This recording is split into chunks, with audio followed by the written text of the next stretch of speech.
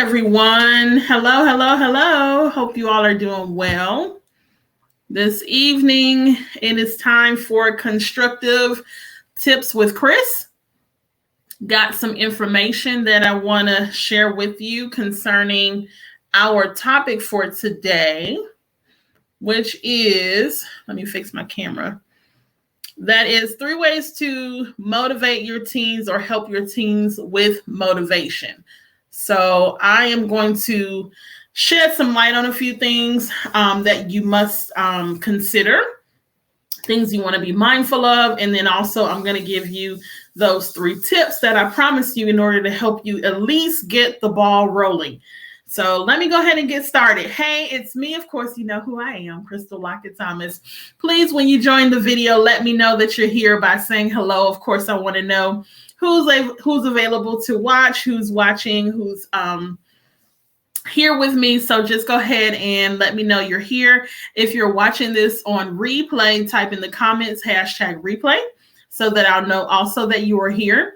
Welcome to Constructive Tips with Chris. I am your facilitator, Crystal Lockett Thomas. So who am I? I'm a licensed professional counselor and a parent coach.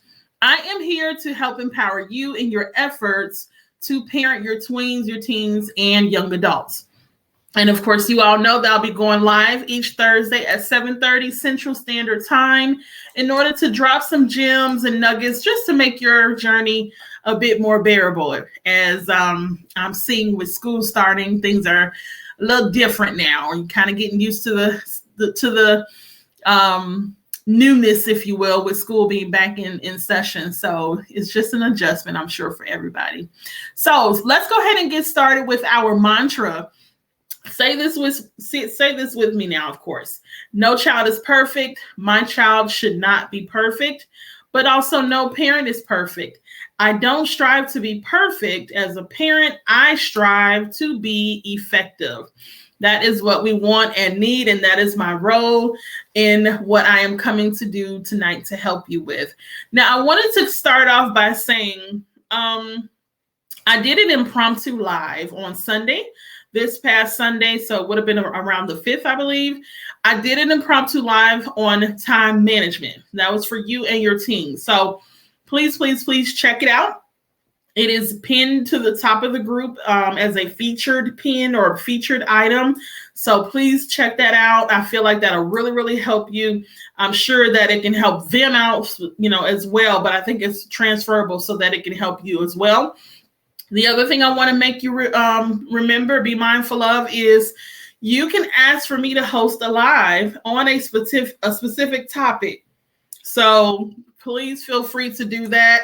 That's not a problem at all. Okay. So tonight we're going to talk about the topic, 3 ways to help your team with motivation. But let me just go ahead and set the foundation of what we're here for. With this topic, 3 ways to help your teens with motivation, there are some things that we must understand as our foundation. We must be knowledgeable of, okay? This is something that I see a lot of parents consistently battle with. And I want you to know, first off, that you're not alone, okay? It doesn't make you a bad parent because your child is having issues with wanting to do their homework, turning it in, or getting, C's, D's, and F's, or whatever that may look like. Everyone goes through this particular struggle. So I want you to know that you're not alone, and your child's behavior is not any bearing on if you're a good or bad parent. So you cannot gauge that based on your child's behavior. It may just mean that they're going through a transitioning phase, a transitioning period, a rough or tough time, and they just need a little bit of a boost. They need a little bit of a oomph. How are you going to help them as their parent? The first thing I want you to understand is what typically happens is we start off in a cycle or a dynamic that I typically find is the case. You put a request in, you make a request or put an expectation on your child.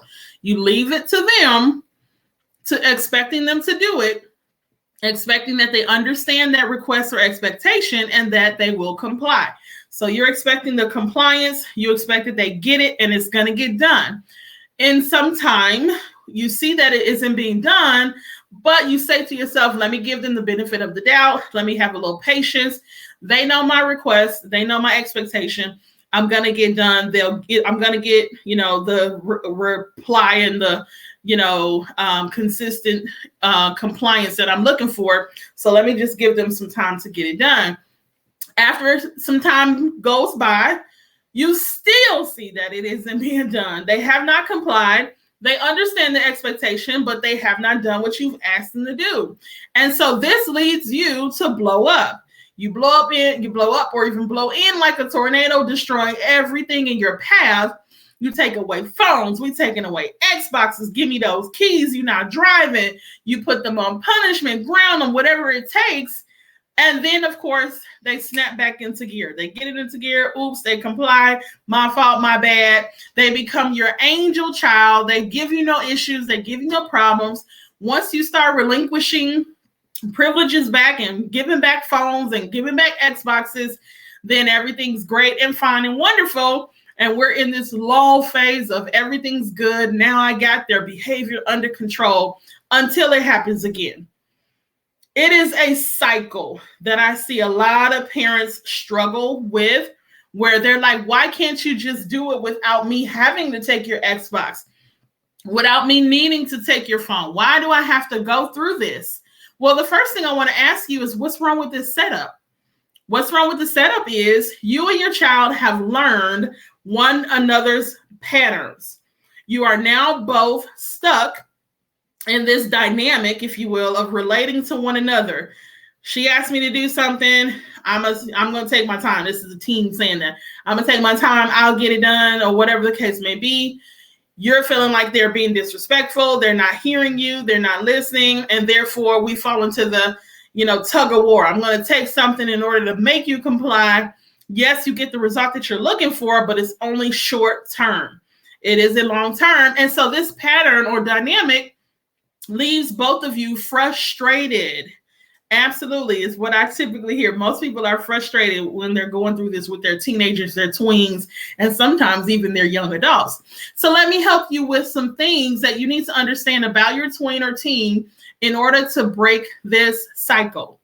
The first thing is we have to remind ourselves, when your kids were younger, external factors from you motivated them in order to comply. So one of the external factors that motivated them to comply was your approval and them being labeled, quote unquote, as a good kid. Oh, you did such a good job, Johnny. You're such a good boy. You're such a good girl. When they're younger, that motivates them naturally to keep giving you the response that you're looking for and keep giving you the behavior that you're looking for. It's called conditioning. I'm not going to go into psychology, but I could. But it basically is where they're conditioned to continue to comply. However, naturally, something switches in the brain, which we already know, hormones, as well as them finding themselves. After the age of 12, this becomes less or lower on the totem pole as a priority for them. So naturally speaking, after the age of 12, your child now really doesn't want or need the approval, if you will. They are basically it becomes less of a priority for them, and they basically want more so of the approval from their peers. That becomes more important. That becomes what they more so desire. So that's the first thing that you have to remember. Naturally speaking, the approval that you gave them from saying good job or I'm so glad you complied, that's not as much of an importance to them. And so they're going to consider what you say not as, let's just say, a priority. This is naturally speaking because teens, they're conditioned to pull away. So that's going to happen where there's some pulling away and disregarding, if you will, of what you're saying as the parent. Number two, I want you to keep in mind, it is completely normal for them to be unmotivated by things such as homework, chores, or etc. It's completely normal. Why is that?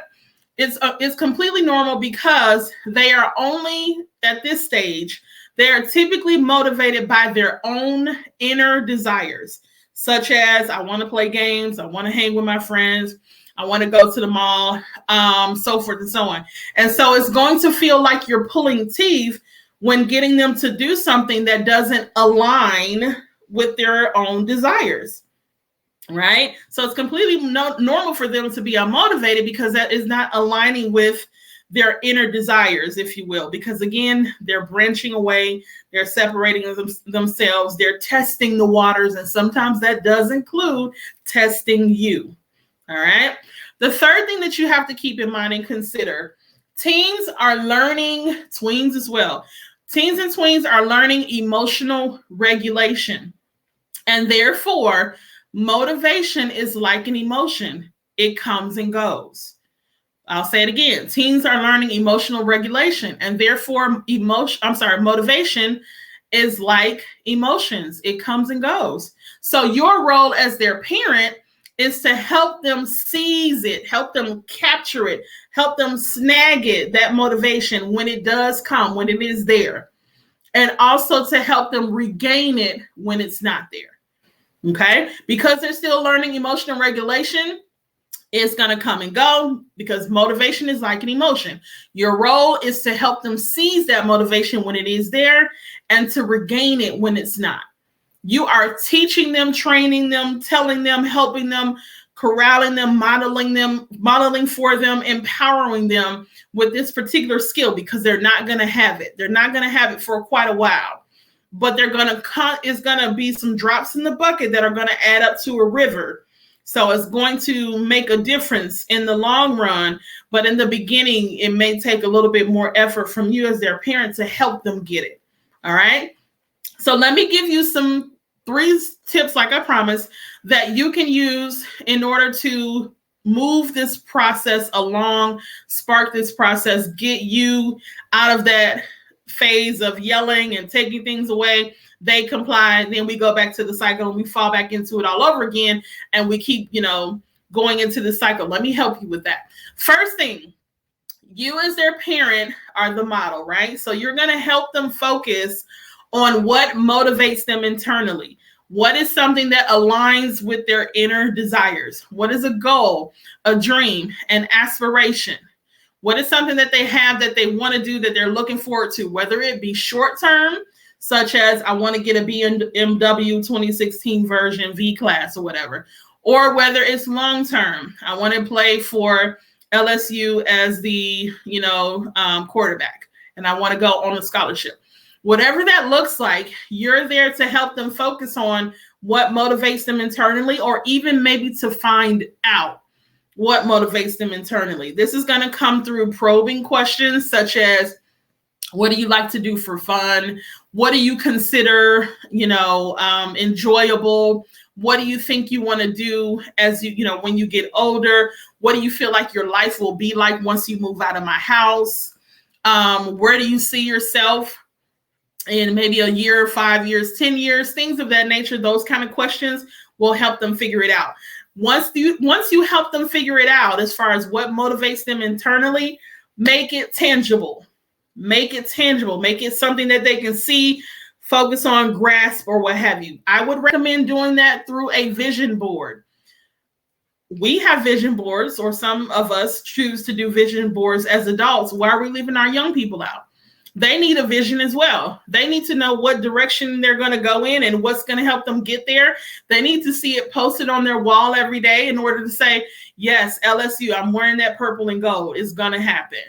Right? So we need to do that with our young people, and we can help them make it tangible through that vision board, as well as it can be a transferable skill because I'm envisioning and seeing what I want for my life, which means I'm going to make it happen by doing whatever I need to do and getting the discipline necessary to get that done. That's my first tip. My second tip would be don't lecture. You already know.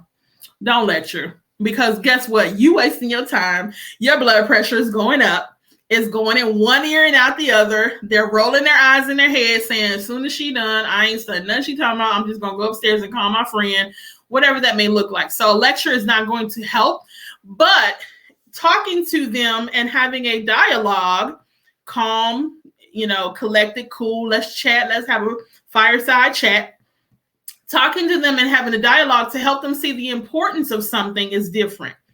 And so you may want to help them see that sometimes in life, you have to do what you have to do in order to do what you want to do. Maybe that might come through a story. Maybe that might come through, okay, so this happened when I was your age. I wasn't going to tell you, but this is a great learning lesson.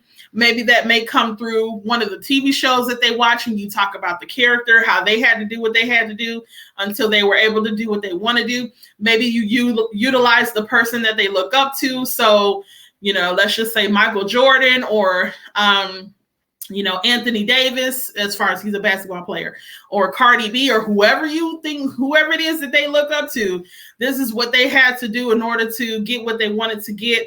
That is going to be a little bit more helpful. The dialogue and the back and forth of that dialogue, the hearing their thoughts, hearing what they have to say, helping them understand why this is important. Why is it important to turn in your homework on time? Why do you feel that that's a good habit now? Because if you start it now, it won't be so hard for you in college. Turning your stuff in on time gives your professor more, it gives them more patience with you because they understand that you're trying and they're more willing to help you. Whatever those reasons are. These are some of the same things that I teach my students when I'm teaching in the college setting, which I just talked with them about this maybe 2 days ago. And this is something that I also help the parents that I'm working with when I'm coaching them. So helping them see that there's importance to some of the things that you're requesting of them, and helping them to understand that sometimes you have to do what you don't want to do so that you can do what you do want to do down the road.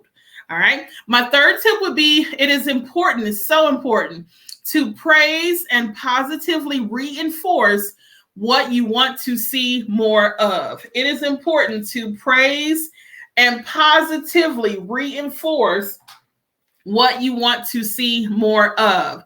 And so my question to you would be, how often do you thank them for something that they did without you having to ask them to do it? How often did you thank them for taking initiative? When do you pay them a compliment that doesn't deal with their looks? So they may have gotten a haircut or what have you. When do you say, something outside of that time that they, did something with their looks? As far as, I'm proud of you that you didn't get mad at that lady when she stepped in your face the other day.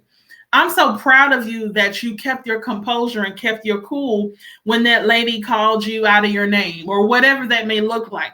You're praising some of the behaviors that you're noticing that they're doing, and you are reinforcing that because they would want to do more of it. Oh, this is what I should be doing in that particular moment or situation when somebody, steps in my face and tries to disrespect me, instead of punching them and getting a mugshot and a record. Oh, I should just say, manager, can you please get this lady, or whatever that looks like. That will help them do more of it.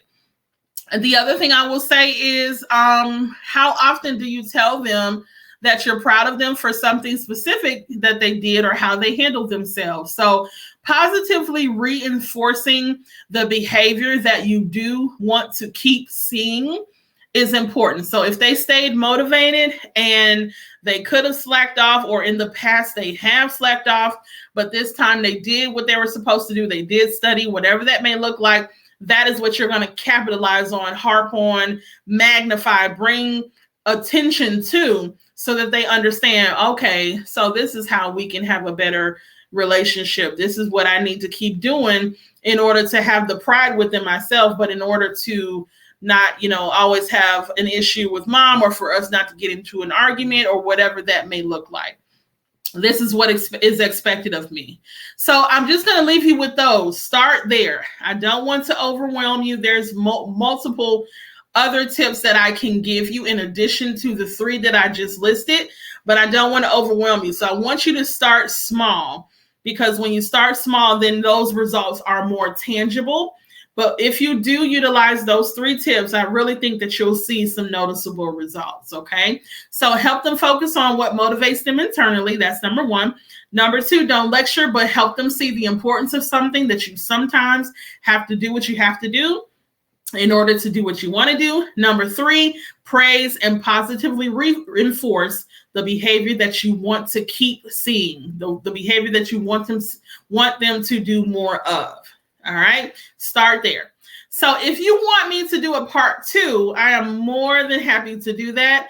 Let me know in the comments if you want me to do a part 2 as far as how to help 3 ways to help your teens with motivation part 2, or more than 3 ways part 2. So I can definitely do that. That's perfectly fine.